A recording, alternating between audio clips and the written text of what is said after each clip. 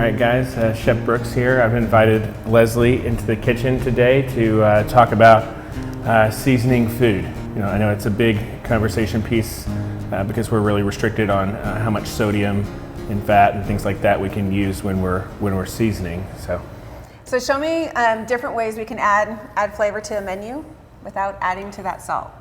Yeah. So the big things like I start to reach for are going to be like heat or acid.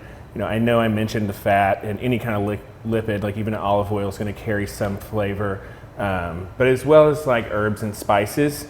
So I've got a couple of things here. I've just got a quick kind of spicy Asian slaw, and this is a very basic recipe that we'll run through, and we could add on to it, and that's just going to kind of point out the use of that, use of heat to kind of help season something. I've got a pineapple pico that I'm going to do as well that's got some fresh herbs and a little bit of fresh lime because, sometimes we need to go fresh with the herbs and sometimes we can use dried. It's just very situational. And then I've got a little condiment to kind of put together at the end. All right, so the first one, you're going to show me how to add flavor with heat. Yeah. All right, what kind of heat are you using? So I'm using sriracha. It's very common now. I would say it's about as common as ketchup. Yeah, that's kind of ketchup. Not a decade ago, you didn't see this a lot, but really, there are a lot of hot sauces out there, and so you do have to be careful. Some of them have a lot of sodium. I like sriracha because it's kind of medium on the sodium. It's got a good heat that's not too much. And I would say people have different levels of heat that they're used to. And so this is pretty basic. I've just added some scallions as well as that cilantro and stuff to just a standard coleslaw mix.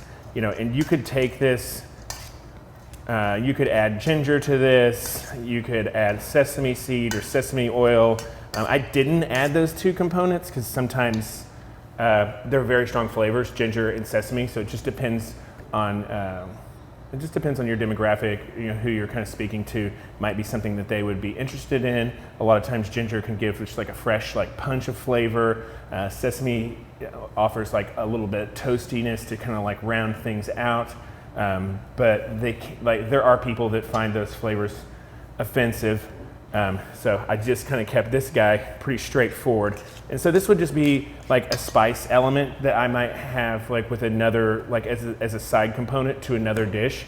Whatever I'm putting this with would probably be, creamy and rich. And this would be something that's also kind of balancing that out. So I think when I'm thinking about seasoning, I'm also thinking about balancing that overall dish. What else is going to go with this spicy slaw?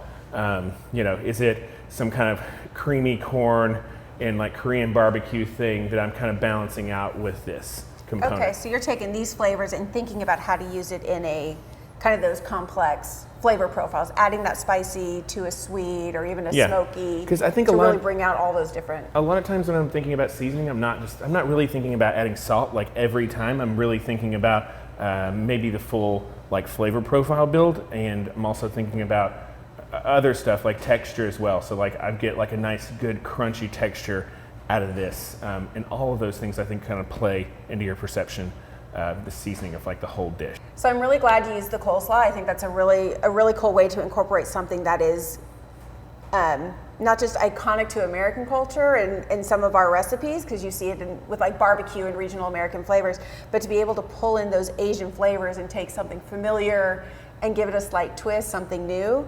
And coleslaw seems so versatile. Yeah, coleslaw is one of my favorite flavor delivery vehicles. You've got something kind of like a kimchi that's very Asian. Curtido is one of my favorite. It's a Salvadorian slaw that's really good if you were going to go in that kind of Latin direction. But yes, slaw is definitely one of my favorite kind of delivery vehicles because it always gives a good crunch and kind of extra flavor, texture to a dish. So much more versatile than just on the side. Yeah. It's a good way to tuck your secret sauce or something in and have your own sort of slaw. I like it. Very cool. So this was awesome, but let's see what else you got for us. Okay, cool. So the next thing we're going to look at is it's a pineapple pico, and this is really just three straightforward, pretty simple things. And a lot of times I know we can't buy the fresh fruits or veggies that we want to, and we're working with a frozen or working with a canned product. And so, I mean, and you can just kind of see here, this doesn't look super vibrant or full of life. And so this is one of the few situations where I would say like to use the fresh herbs. You can get like washed and cleaned and pick bagged cilantro pretty easily from most produce like vendors, and so this is a situation where I would say use fresh herbs. A lot of times when you're cooking, let's say I'm making a tomato sauce or something for spaghetti, like that's a great time to use dried spices or like some dried oregano, stuff like that.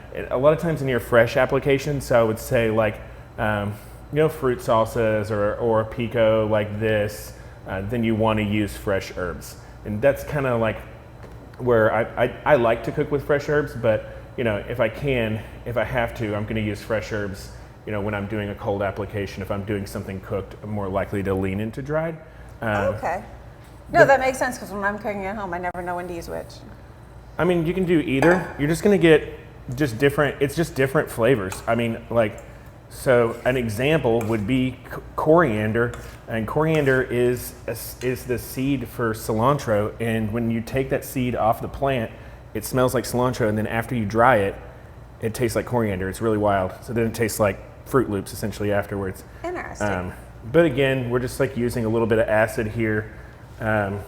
So the acid is going to give it its flavor, or the acid and the herbs combined are going to add the flavor? Are going to really like make it kind of pop. Okay. And this is, it's a frozen and thawed product. And then same thing with I'm trying to visually make it look better as well.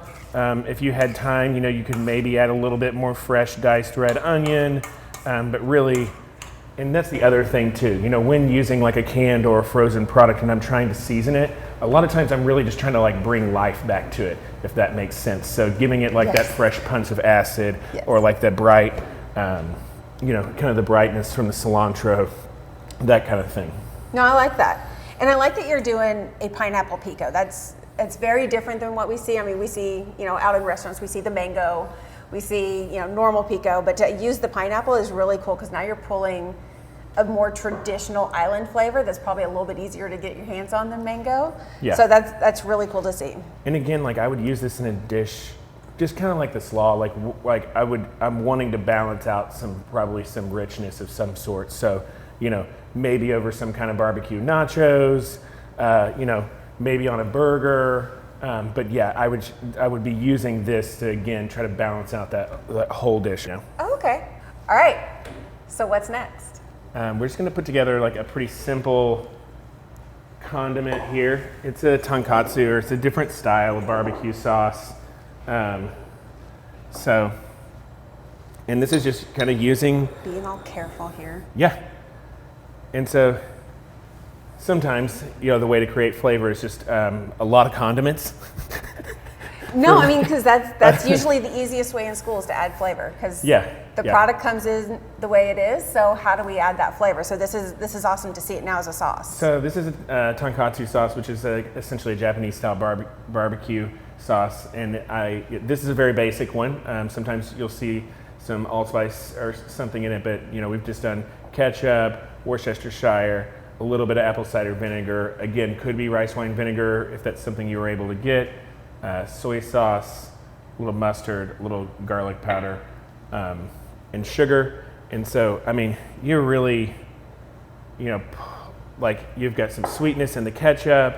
I've got a little bit of saltiness here from my soy sauce and Worcester, and then you're gonna get that peak of acid from both the vinegar in your mustard, and then just a touch of sweetness at the end. So we're adding a little sodium. Yeah. And it's a low sodium soy sauce. Well, that's good. But and I think that's the other thing is when you're looking at condiments, choose a low sodium condiment, and it doesn't make it of lesser value. I know a lot of times we're shopping in the grocery store, and it's oh no, it's the low sodium one, don't get it, or it's the light dressing. A lot of those products are tried and true. Hopefully the formula is good.